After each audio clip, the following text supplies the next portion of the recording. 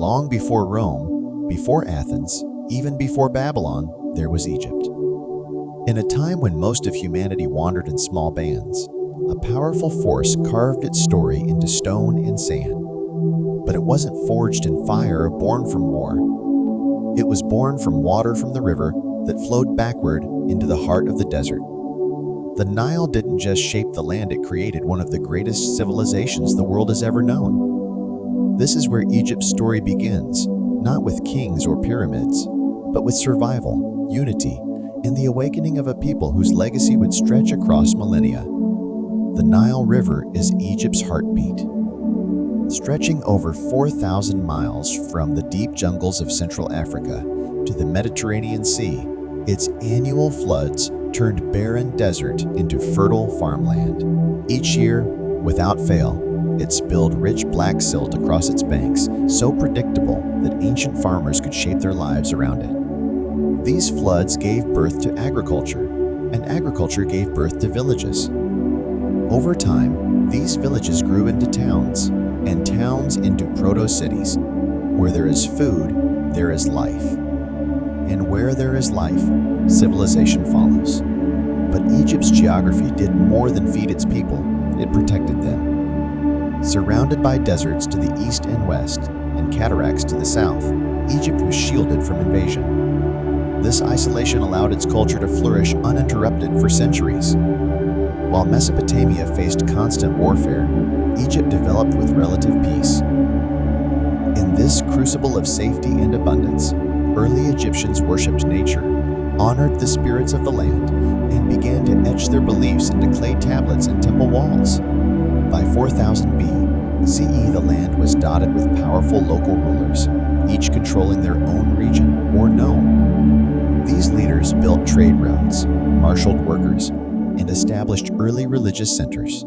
Among the most powerful were the rulers of Upper Egypt in the south and Lower Egypt in the north. Their rivalry would define the next stage of Egyptian evolution, a battle not just for land, but for the soul of a nation. Egypt's first great transformation came around 3100 BCE, when a ruler known as Narmer or possibly Menes emerged from the south. He is remembered as the man who united Upper and Lower Egypt, becoming the first pharaoh. His legendary palette, a stone ceremonial carving, shows him wearing both the white crown of the south and the red crown of the north, a powerful symbol of unity. But this wasn't just political conquest. It was a unifying of language, religion, and identity. With unification came centralization. Narmer established Memphis as the new capital, strategically located at the border of the two lands. Here, the newly formed kingdom could be governed efficiently. Roads were improved, trade boomed, and artisans were commissioned to create symbols of this newfound unity. For the first time, Egypt spoke with one voice, and the title of Pharaoh was born more than a king, a living god on earth. Religion played a critical role in legitimizing the rule of pharaohs.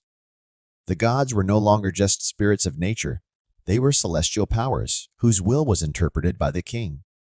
The most important of these was Ra, the sun god, whose daily journey across the sky mirrored the cycle of life and death. The pharaoh, as the son of Ra, was responsible not only for justice and prosperity, but also for maintaining the cosmic order known as Ma'at, truth, balance, and harmony. During this time, hieroglyphics developed into a full-fledged writing system. No longer just symbols for accounting or trade, these pictorial characters were used to record history, prayers, and royal decrees. Alongside writing came monumental architecture.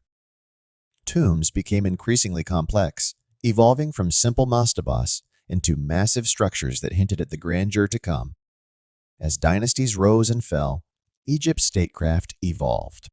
Rulers like Djer, Din, and Khazakemwi of the early dynastic period expanded borders, strengthened institutions, and developed the bureaucracy that would govern Egypt for centuries. These early kings were buried in elaborate tombs at Abydos, the spiritual heart of the early kingdom, where rituals linked them to the gods and secured their passage to the afterlife. But it wasn't just royal ambition that drove Egypt's growth, it was vision. The Egyptians saw permanence in everything they did. They built in stone, carved records into walls, and constructed monuments that would outlast storms, wars, and time itself. Every building, every burial, every prayer was a step toward eternity. This mindset created a civilization obsessed not with death, but with legacy. It is in this spirit that Egypt began laying the groundwork for its most iconic creations. By the end of the Sekon dynasty and the beginning of the third, Egypt was poised to leap into a new architectural era. A young pharaoh named Djoser would commission a visionary architect named Imhotep to build something the world had never seen before, a massive stone step pyramid. But that is a story for another day. The birth of ancient Egypt was no accident. It was the result of nature's blessings, human ingenuity, and a belief in something greater. From scattered settlements along the Nile to a unified kingdom with divine kingship, Egypt's rise was deliberate, sacred, and unstoppable. And it was only just beginning. In the next episode, we dive into the era of pyramid builders, the dawn of the Old Kingdom, and the rise of pharaohs who dreamed in stone. How did they construct wonders still standing 4,000 years later? Who were the men behind the myths? Join us next time for Episode 2, Pyramid Builders, the Rise of the Old Kingdom.